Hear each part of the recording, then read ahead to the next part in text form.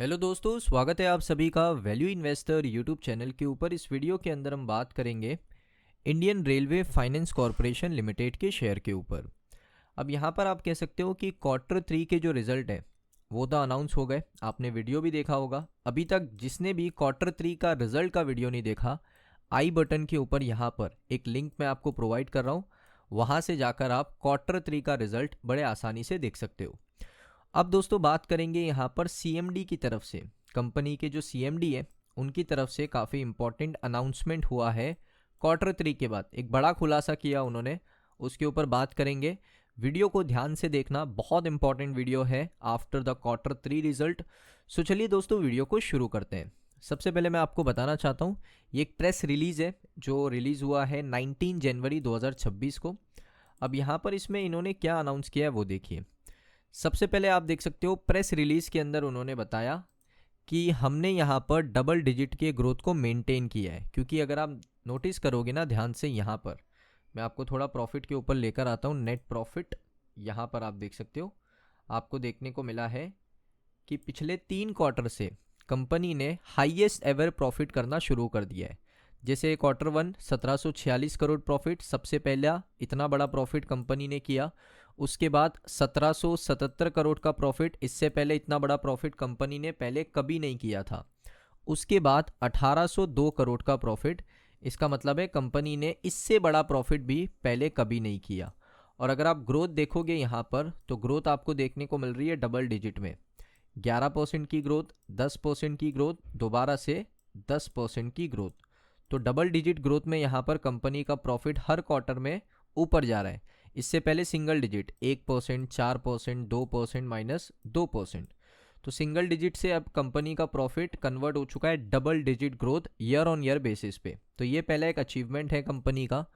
उसके बाद यहाँ पर आप देखोगे कंपनी ने बताया कि उन्होंने यहाँ पर अचीव कर लिया है एनुअल सैंक्शन, जो उनका टारगेट था 60,000 करोड़ का, वो भी सिर्फ 9 महीने यानी 9 महीने के अंदर उन्होंने अपना जो 60,000 करोड़ का सैंक्शन का एक टारगेट था कंपनी का, उसको अचीव कर लिया।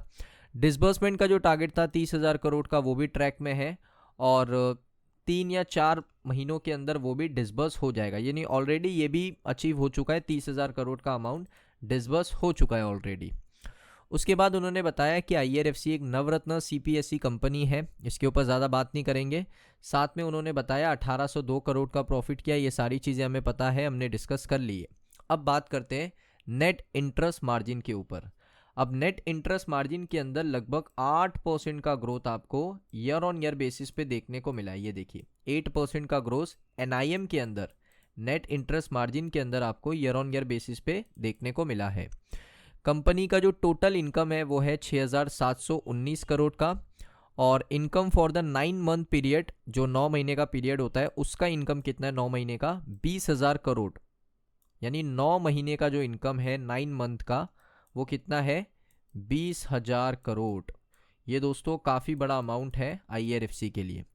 उसके बाद उन्होंने बताया कि हमारा जो क्वार्टरली इनकम है was largely on account of a 1-year extension of moratorium granted by the Ministry of Railway for a project lease agreement impacting revenue recognition during the period। तो यहाँ पर एक मॉरेटरियम इन्होंने ग्रांट करवाया था मिनिस्ट्री ऑफ रेलवे की तरफ से। इस वजह से यहाँ पर थोड़ा सा जो इनकम है उसके अंदर मार्जिनली आपको ड्रॉप देखने को मिला है। अब मनोज कुमार दुबे ने क्या कमेंट किया वो देखिए। सबसे पहले उन्होंने बताया कि हमारा एग्जीक्यूशन IRFC 2.0 के अंडर काफ़ी अच्छा है। हमारा क्वार्टर 3 का परफॉर्मेंस यहाँ पर बताता है कि हमने किस तरीके से अपने बिजनेस मॉडल को बदलाव भी किया, उसको एग्जीक्यूट भी किया और प्रॉफिट को एक अच्छी ऊंचाई पर हम लेकर गए। ये होता है अच्छे मैनेजमेंट का फ़ायदा। मैनेजमेंट को दिखने लग गया था कि कंपनी यहाँ पर पिछले 1, 2, 3, 4 क्वार्टर से, यानी पूरा साल भर कंपनी ने सिंगल डिजिट में प्रॉफिट ग्रोथ किया है। अब कंपनी को ये दिख गया, मैनेजमेंट को दिख गया। अब मैनेजमेंट को था कि हमें इसे बदलना है, हमें अपने प्रॉफिट को डबल डिजिट में लेकर जाना है। तो मैनेजमेंट ने क्या किया, मैनेजमेंट ने आप देख सकते हो एग्जीक्यूशन देखो आप मैनेजमेंट का, यहाँ पर भी मैं 10% कर देता हूँ। एग्जीक्यूशन आप देखो 11%, 10%, 10%। इसको कहते हैं अच्छा मैनेजमेंट। जब उसने ठान लिया ना मैनेजमेंट ने कि हमें 10% या 11% का प्रॉफिट करना है हर साल, सो उन्होंने यहाँ पर उसको एग्जीक्यूशन किया, बैकवर्ड और फॉरवर्ड लिंकेज कंपनीज को फाइनेंस किया, साथ में जहाँ भी अपॉर्चुनिटी मिली वहाँ पर फाइनेंस किया। सो मैं आपको बता देता हूँ, यहाँ पर सबसे पहले उन्होंने बताया कि हमने एंटायर एनुअल सैंक्शन टारगेट को भी हिट कर दिया। हमारा जो रेलवे लिंक इंफ्रास्ट्रक्चर एक्टिविटी है वो भी यहाँ पर अच्छा काम कर रहा है। हमारे कॉरपोरेशन ने 30,000 करोड़ का डिसबर्समेंट टारगेट भी यहाँ पर कंप्लीट कर दिया है, ऑलमोस्ट कंप्लीट हो चुका है, 90% कंप्लीट हो चुका है।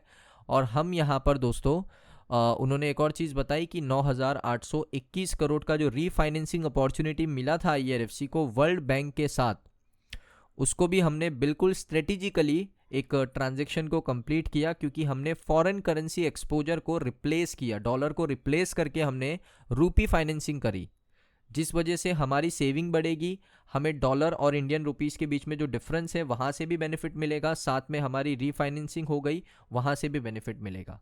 तो कंपनी बहुत अच्छा काम कर रही है, मैनेजमेंट बहुत अच्छा काम कर रहा है। साथ में AUM अगर आप देखोगे, एसेट अंडर मैनेजमेंट, कंपनी के पास कितना पैसा है मैनेज करने के लिए, 4,75,000 करोड़ का पैसा है, बहुत बड़ा रकम है। उसके बाद देखोगे यहाँ पर कंपनी ने एक और चीज़ बताई कि हमारा जो कॉरपोरेशन है उसने रिपोर्ट किया है हाईएस्ट एवर नेटवर्थ, अभी तक की सबसे बड़ी नेटवर्थ कंपनी ने अनाउंस करी है 56,625 करोड़ की, जिसका EPS ही 5.5 रुपये के आसपास का है। उसके साथ IRFC ने फंडिंग करा था दोस्तों, आपको याद होगा 46.458 बिलियन, यहाँ पर लगभग $300 मिलियन होता है US डॉलर में, जो एक्सटर्नल कमर्शियल बोरोइंग था, सुमिटोमो मित्सुई बैंकिंग वाला जो एक बोरोइंग था, उसके साथ उन्होंने एक ज़ीरो कूपन बॉन्ड भी इशू किया था। तो जो पैसा ये मार्केट से उठा भी रहे ना, बहुत कम रेट ऑफ इंटरेस्ट में उठा रहे हैं, और सामने जब पैसा लेंड करवा रहे हैं, लोगों को पैसा बोरो करने दे रहे हैं, लोगों को पैसा फाइनेंस कर रहे हैं, वो ज़्यादा रेट ऑफ इंटरेस्ट पे फाइनेंस करने दे रहे हैं।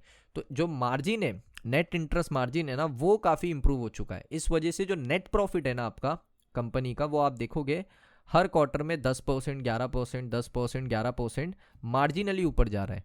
सो फाइनेंशियल हेल्थ अगर मैं देखूँ बहुत स्टेबल है। सिर्फ यहाँ पर आपका ये सवाल होगा कि सर शेयर फिर ऊपर क्यों नहीं जा रहा है। देखिए, ये शेयर ऊपर इस वजह से जाता है कि बजट अच्छा आता है।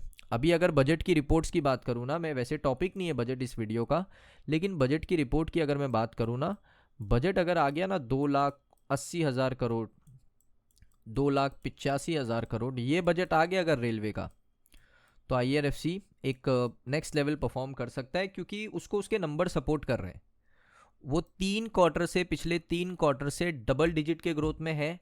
हर सिंगल क्वार्टर में उसने पिछले क्वार्टर से अच्छा प्रॉफिट किया है और नया प्रॉफिट किया है। जैसे एक क्वार्टर में 1700 करोड़, 1777, और दूसरा क्वार्टर 1800 करोड़।